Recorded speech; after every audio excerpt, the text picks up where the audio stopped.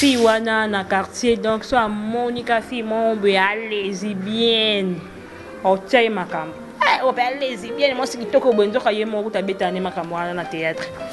Elle avait une belle taille et bika ba théâtre on a vu ça qui ba maboki leka izala balinga monto azala moi assurance à tiraka avec une belle taille bon bataki le quoi moi chef ten donc ne ba travailler bongo chef na bongo et bongo na boulot msale sili bokabwani. C'est une grande dame, c'est une fille qui se respecte, elle ne peut pas être lesbienne.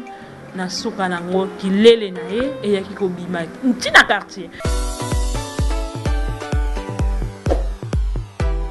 Tozande awa Viron Nzambi Nkumu Africa TV. Monante Bolanda. Ezaka moko Nkumu Africa TV. Bon s'abonner bele. L'ensemble de la population, abonnez-vous dans Nkumu Africa télévision Kitoko. Ma vérité. Nkumu Africa TV. Bon s'abonner massivement. Baïba Lingara Serge. Bon s'abonner dans Nkumu Africa TV. C'est votre Maboli importante, hein? Autrement dit Maboli, une chaîne Nabino Nkumu Africa TV de notre boss Viron Nzambi. Et au Bengi Viron Nzambi, ça veut dire boss Moya Malonga, au moni Viron Nzambi, au moni beauté, au moni paquet, au moni mobile, tout n'a qu'à n'être lingelaka. Oye vraiment au s'abonner, au liker, puis pour mon un peu ma cam. Pour s'abonner, t'es oye pour m'envoyer les capi. Donc abonnez-vous pour vous sentir peu ma cam Malonga n'engagez les canaux Nkumu Africa TV. Vraiment c'est votre Maboli. Maboli raconte quand Kanezala na masona biso et mon bâton je n'étais plus avec vous donc moi santé de Ronjaki mais ma cambozongina avant d'aller sur nanga vraiment je salue mon petit frère Eli Kawata donc je lui salue vraiment je l'aime beaucoup c'est un petit frère donc les kinanga kitambo les colonnes ma camboza olingi mamolata luka Eli Kawata poso li oyepino mamolata te ko poussa ma pembe na elite pour au mona makambote là je salue le bébé de baby hein to bien que Benji Black na pesi mbote bisika zali donc avant na bande émission na biso donc na ligne vraiment ko yebisa bino que na lela emi caméraman on a lela na quoi adorer c'est Jésus mais ngana lela bonjour Mbala c'est notre caméraman Olim Salamalamu Lucas Jerimbala. Donc, on a bandi na bino émission na bison des 4 solo là. Donc, avant la bande émission, on vraiment pose bien parce que on a bêté la bino ma solo. Nicolas Maboli, c'est la tête, c'est l'intelligence. Donc, on a partagé na bino ma solo parce que il y a beaucoup de réalités na Congo, monde entier, édifié à battre belé puis peut-être comme là qui est donc ezala par rapport il y a bongo. Les sons biso ya lelo eza par rapport à mamdenge les la bonne senti on peut na bakine les la trop au moins pas moi ce qui to quoi là ta qui comme les colonnes les makas. Donc tu te demandes comment cette fille elle est devenue lesbienne. Donc non mais ta histoire où est vrai. Il y avait une fille dans un groupe théâtral. La fille apparemment dans les quartiers à Bandeka Kolingaba Monsantoana.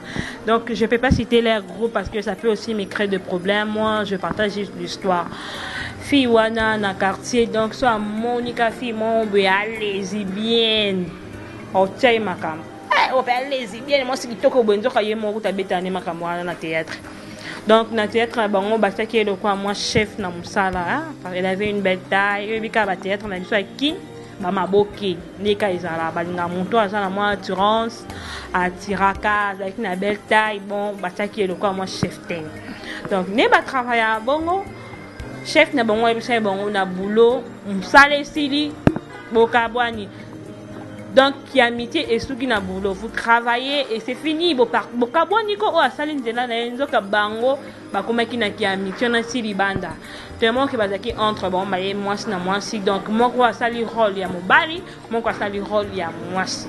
Donc o asali rôle ya mobali. Chose étrange, c'est la fille au na quartier na bango bazwaka ye moi si malamu ya wana kotera makamba batu to ka Monica lesbienne mon bois tema kam.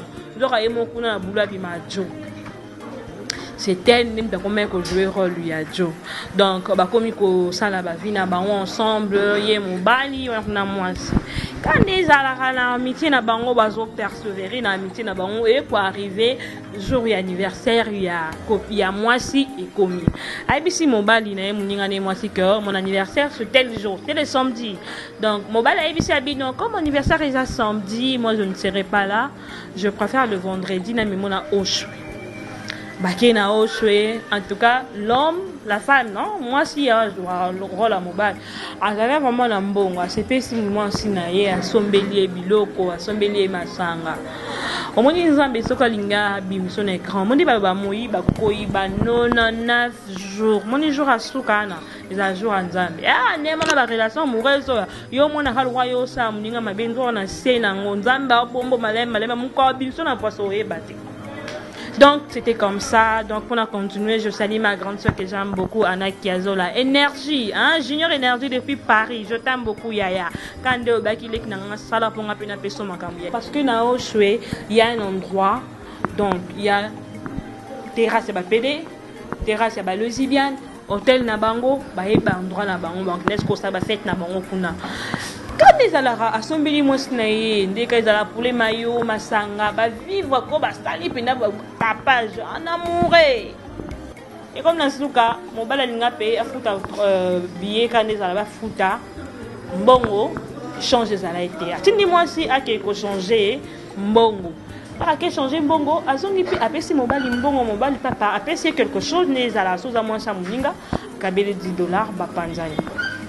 Chose grave vers minuit, on jouer la moitié à Bengi Mobali, Ibis Mobali, chérie, au Tinenga na monembo, on a simana, monenga $50.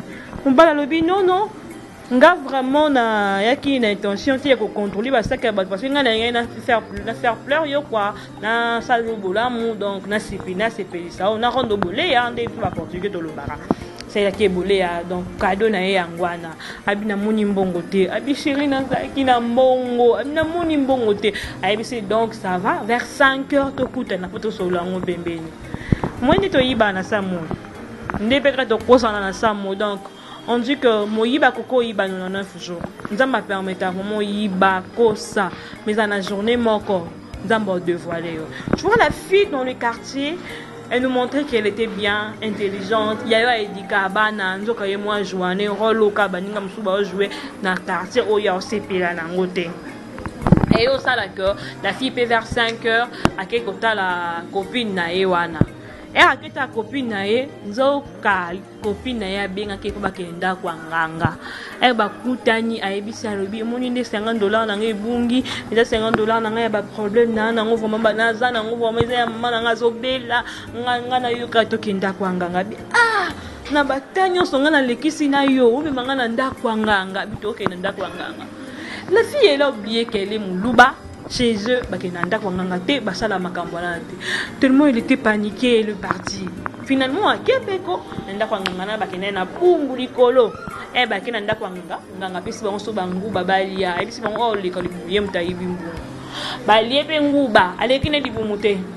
dans 3 heures du temps, allez qui belle boumoute. La fille elle a commencé à pleurer. Je suis mon louba, chez nous on fait pas ça. La fille elle a dit oh limbi sanga na yeba kité que oyibi no ngambongo tende ça boy makambo et sera entre nous na groupe pour na kobeta solo. La fille bien mettre solo te na obete la président. Chance la fille a no jouer la mobile ya ke ba yebisi président makambo za boy. Nzamba la té. Oh bando jouer rôle ya moi si. C'est comme si elle avait un problème avec la fille. Donc, on a demandé que je vais dans un groupe. La fille, on a demandé que je président. Au fait que je vais la mobile air ayoya. Mais comme président m'a beaucoup de bazar, il y a pas comme obi manae. Il y a quand même des sali bolingo. Donc, comme sous wana ceux qui vont pour piéger na souka sans busaï. Et ça là que la fille on a joué la moi si aki akangisi na UP crime comme mbele nzambala la te ba ko kabola bango dans le bon. Donc, pardon, mais tellement Dieu est fidèle. Parlons bref, je voulais dire à la fin de ce problème, et que ça, que l'histoire y a fui à Bandé, c'est une grande dame, c'est une fille qui se respecte, elle ne peut pas être lesbienne. Qui l'est et qui kobima ntina quartier.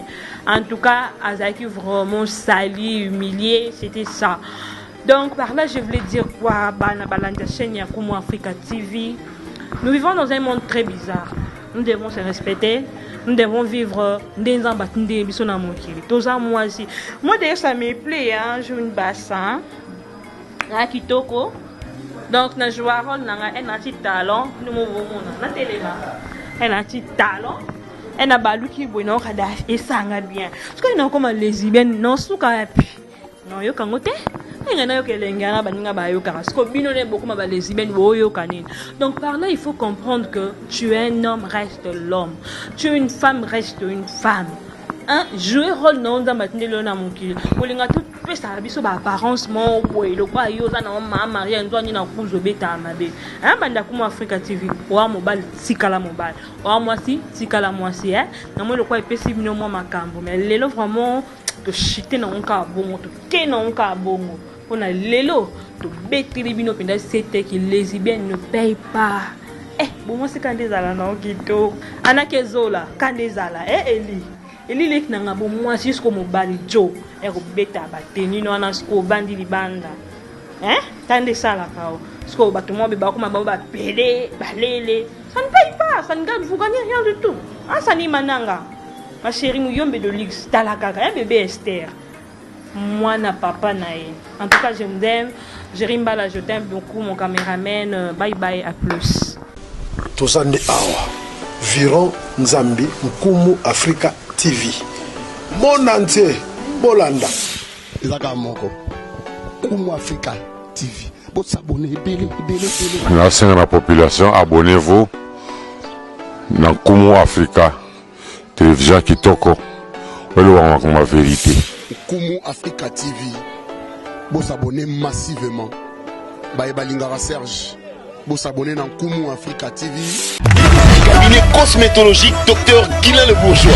Zambé à l'opposo. Au combat qui la poso le quoi ya nyama. Le quoi la yankewa. Le que c'est topengando. Dr Guilain le Bourgeois. Azo zongi sa poso na o neti na film. Pour être très belle et naturelle, fréquentez Guilain le Bourgeois. J'ai ma taille et ma peau. Mon secret, c'est Guilain le Bourgeois. Dieu de la peau. Guilain le Bourgeois, pouvoir à l'opposo. Pour vivre parce que pour les avoir besoin, ils ont fait place dans mon corps. Pour faire une benda beauté. Olingi benda benda beauté. On a la peau à bébé. On a vraiment la taille à bien. Tibeleza malunga fumam. Cabinet cosmétologique Dr Guilain le Bourgeois. Une réponse potentielle à toutes les peaux malades.